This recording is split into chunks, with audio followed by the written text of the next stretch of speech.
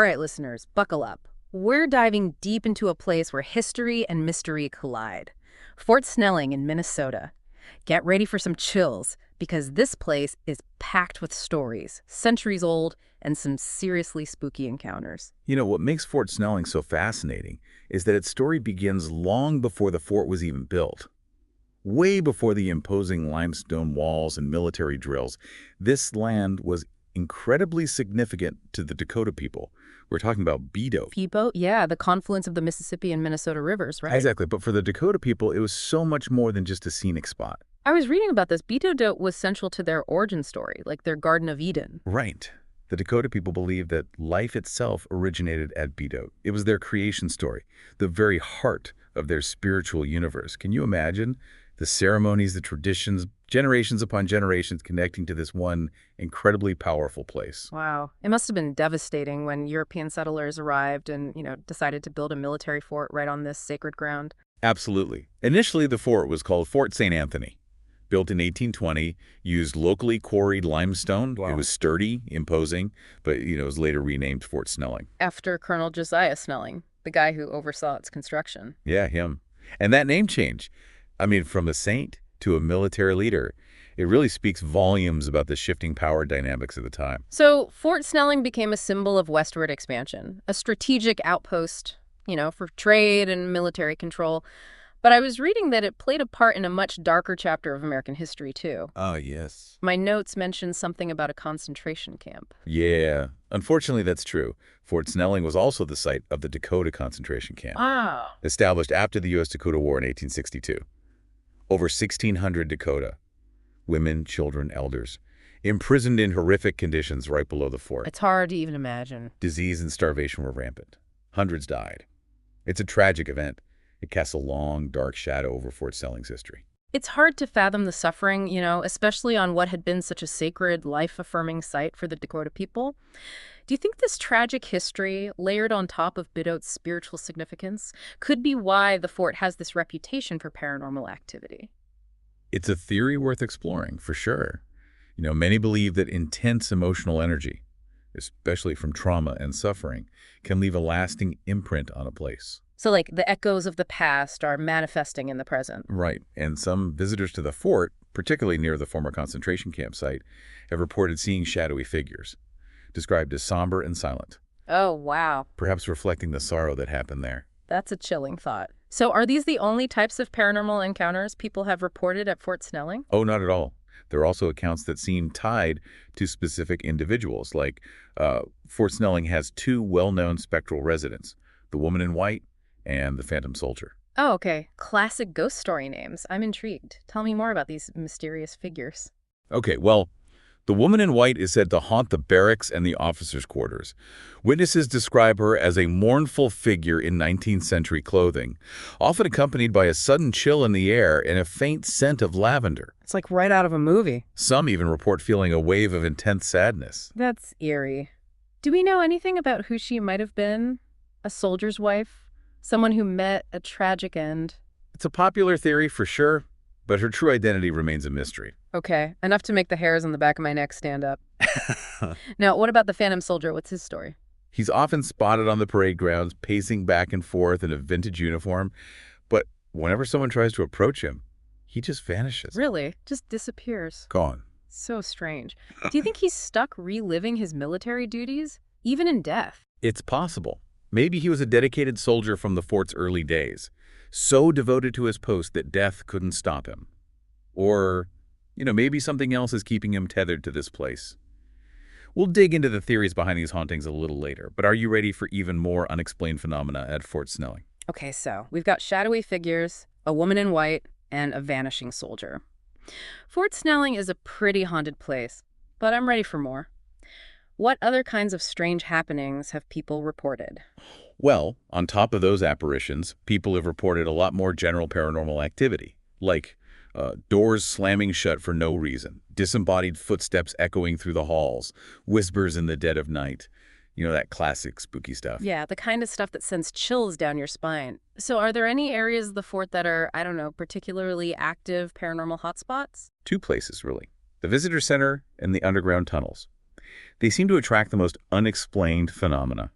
A lot of ghost hunters have recorded weird electromagnetic readings in those areas, and some even claim to have caught whispers on their audio devices. Whispers on a recording. That'd be enough to make me run. But I have to ask, are there any first-hand accounts that really bring these hauntings to life? The kind of story that makes you think, wait, this stuff could be real. Oh, tons. From visitors and staff. For example, there was this one visitor on a guided tour. They were in the officers' quarters and felt a cold hand on their arm. But when they turned around, no one was there. And then they saw a shadow dart across the room, and there was no explanation for it. A ghostly touch that would stay with you forever. You mentioned the staff, too. They've had some chilling encounters as well. Oh, yeah. A maintenance worker was at the fort late one night and heard rhythmic drumming coming from the parade grounds. Yeah. So he went to check it out, thought it was kids messing around. But when he got there, empty. Nothing. Drumming in the dead of night. It's like something out of a movie. What other stories have you heard from the staff? I'm kind of hooked on these first-hand accounts. One staff member saw a little girl in period clothing playing near the fort gates. And they just assumed she was part of a reenactment or something. Went to talk to her, and poof, gone. Vanished. Wow, that's creepy, like she was never there. Okay, with all these stories, I have to ask, what are some of the theories behind these hauntings? Is there a way to explain any of it rationally? It's hard to say with the paranormal, but there are some theories out there. One is residual energy. Residual energy, what does that mean? Think of it this way. Fort Snelling has seen incredible suffering and emotional events from the Dakota people and the soldiers who were stationed there. And that kind of energy can leave an imprint on a place, manifesting as apparitions, sounds, other phenomena. It's like the past bleeding into the present. So not necessarily conscious spirits, but echoes of emotions and events just lingering in the environment. What other theories are there? Another one is spiritual restlessness. The idea that some spirits, especially those who experience trauma or have unfinished business, get tethered to a place. Something's keeping them from moving on. Makes sense, especially with the forced removal of the Dakota people and the horrors of the concentration camp. You think their connection to Bidot could be playing a role in that spiritual restlessness? Possibly. Mhm.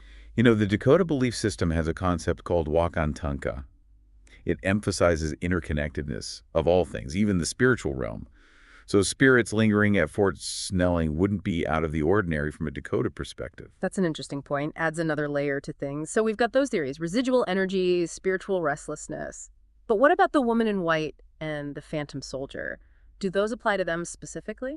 Well, with the woman in white, spiritual restlessness seems pretty likely. Her sorrow, her attachment to specific spots in the fort, it suggests she's a spirit with unfinished business, maybe unresolved emotions. She could be searching for something or someone.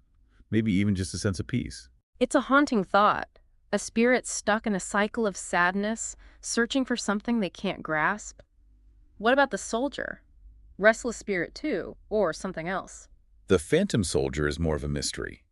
But the residual energy theory could work here. Maybe the pacing is a remnant of his duties when he was alive, a pattern of behavior that just got so ingrained it carried on after death. A soldier eternally on guard, even though there's no threat. His vanishing act is still weird, though. Yeah, and that's one of the things that makes Fort Snelling so compelling. It's this place where history and the paranormal just crash into each other. It's all these stories of tragedy and mystery, all wrapped up in one. A puzzle that we're trying to put together. All these little pieces of evidence and eyewitness accounts and historical context to figure out what really lies beneath the surface. But are the ghostly encounters the only thing drawing people to Fort Snelling these days? Oh, not at all. The Minnesota Historical Society, they're doing such a great job preserving and presenting the fort's history. They're not shying away from the tough parts like the Dakota concentration camp, but they're also highlighting the fort's role in westward expansion, its architectural significance, stories of the people who lived and worked there. Striving for that balanced perspective, acknowledging the good and the bad, huh? But how do they handle the paranormal stuff? Lean into it or downplay it? It's a tough one, but they do acknowledge the fort's reputation. It draws a lot of visitors, but they also make it clear that their focus is on historical accuracy and telling stories respectfully. So not just sensationalizing ghost stories, but presenting it as a part of the fort's bigger story. Do they do ghost tours? They do, and they're super popular, especially around Halloween. But they're not like those cheesy jump scare tours. They blend in historical facts and eyewitness accounts, even some Dakota perspectives on the spiritual meaning of the site. Sounds like a thoughtful approach. Not just scaring people, but educating them about the fort's complex past. Exactly. Leave with a sense of awe. A little spooked, but more importantly, a better understanding of what Fort Snelling represents. They've also been making a big effort to include Dakota voices in the narrative, working with elders and historians, making sure their perspectives are represented properly and respectfully. That's great. The Dakota side of the story was overlooked for way too That's long. right. They're trying to correct that. Tell a complete story of Fort Snelling, not just about military history, but about everyone. Absolutely. Creating space for dialogue, Mhm. understanding, even healing. Speaking of, have you ever wondered if they've tried to do anything about the spiritual unrest at the fort?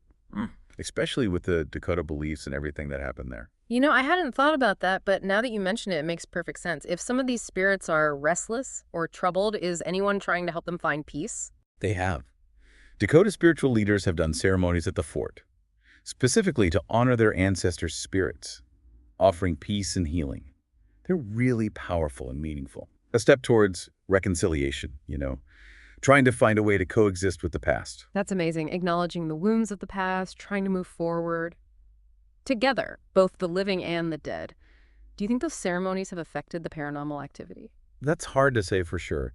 The paranormal, it's elusive, right? Yeah. Some think the ceremonies have brought a sense of calm, that the activity's quieted down. Others say it's the same. But regardless, the ceremonies are important in their own right, showing a commitment to honoring the Dakota people and trying to heal everyone affected by the fort's past. Like they're saying we can't just erase the past or ignore it. It's a part of who we are, individually, collectively, and sometimes it shows up in ways we don't fully get. Yeah. Fort Snelling is a place where the past is very much alive, part of the fabric of the place. And by acknowledging and honoring it and trying to understand it and reconcile, maybe we can make the present a bit more peaceful, a bit more harmonious. Well said. It sounds like Fort Snelling is transforming, both physically and spiritually. It is. It used to be mainly known for its military history. Now it's a place where multiple stories are shared and honored, where the complexities of the past can be explored and understood. Almost like the fort itself is a symbol of the power of history, the resilience of humanity, and all the mysteries that remain hidden in those walls. It invites us to think critically, confront uncomfortable truths, embrace the unknown. And it reminds us that the most compelling stories are the ones that blur the lines between truth and fiction, history and the paranormal. You've given me a lot to think about today, but before we wrap up, tell me more about Fort Snelling today. What can people expect when they visit? Are there opportunities to learn, explore, maybe even have a spooky encounter? Stay tuned because we're going to uncover more of the mysteries of Fort Snelling. All right, we're back, and I'm so ready to hear more about what Fort Snelling has to offer. It's a mix of history, tragedy, and the unexplained. Sounds like there's something for everyone there. You got it. The Minnesota Historical Society has created an incredible experience for visitors. Lots of tours and exhibits that go deep into the fort's history and culture. So even if someone isn't into ghost hunting, they can still have a good time. For sure. The historical aspect is really interesting in its own right. You can learn about the Dakota connection to the land, the fort's role in westward expansion, what military life was like back in the 19th century. They have restored buildings, interpreters in costumes, exhibits. They really bring the past to life. Sounds immersive, but let's be honest, some people are there for the spooky stuff. Any recommendations for those hoping for a paranormal encounter? Well, we already mentioned the visitor center and the underground tunnels. Those are considered paranormal hotspots, but honestly, the whole fort is full of history and, energy. If you're open to it, you might feel a presence or experience something you just can't explain pretty much anywhere. I'm already getting chills. Any tips for upping the chances of a spooky encounter?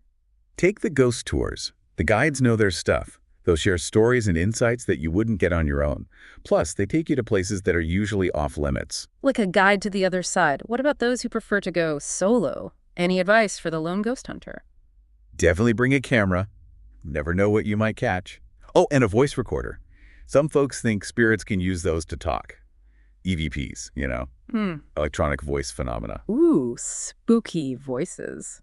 Now, for those not into ghosts, but interested in the Dakota perspective and their connection to Bedout, what's there for them? The Minnesota Historical Society has been working directly with Dakota elders and historians, making sure their voices are heard, their perspectives included. There are exhibits, educational stuff, all about Dakota history, culture, their relationship to the land. They even do special events led by Dakota community members. That's awesome. So important to make sure their stories are told and their heritage is honored. It sounds like they're really trying for a balanced, inclusive view of Fort Snelling's past. They are. They're not hiding from the bad parts. They're using them to teach, to help people reflect and grow. Fort Snelling's not just about preserving history, it's about understanding what it means for us now and for the future. It's amazing how one place can be so many things at once. Military history, Native American culture, tragedy, and the unexplained. A little bit of everything that makes us human. Exactly. Fort Snelling makes history come alive. You can walk those halls, stand on that ground, and really feel the weight of the past. A good reminder that history isn't just in books. It's a force that shapes us. And sometimes it can even give us a good scare. That's the truth. Fort Snelling is a place that stays with you. It makes you ask questions, think differently, makes you wonder about all the mysteries out there. Well, after learning all this, I'm definitely adding Fort Snelling to my travel list. Sounds unforgettable, whether you're there for the history, the ghosts, or just a connection to the past. If you ever get a chance, go. Keep an open mind, listen, and you never know what Fort Snelling might show you. Maybe even a ghost or two. Well, folks, that wraps up our deep dive into Fort Snelling. Thanks for joining us. It's been great exploring with you. And until next time, keep exploring all the mysteries out there in the world.